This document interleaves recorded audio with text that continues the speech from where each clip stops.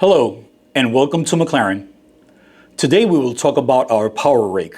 McLaren's power rake comes in a 72-inch and a 90-inch. Once you unbox your power rake, you will observe that you receive the following components: two wheel arms with wheels, two debris fins, and a wiring harness.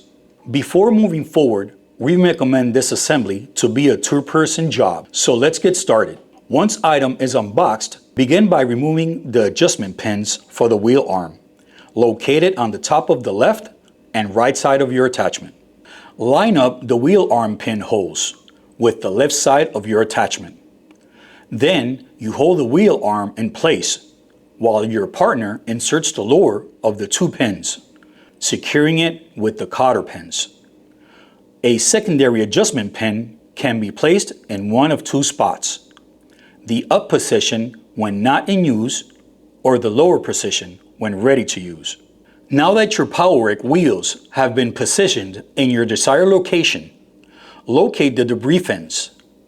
They will be inserted to the outsides front of the attachment. They will also be secured with an identical pin as the wheel arms. Make sure the debris fins are positioned to extend out and away from the attachment. Now you can move forward and mount the attachment to your machine.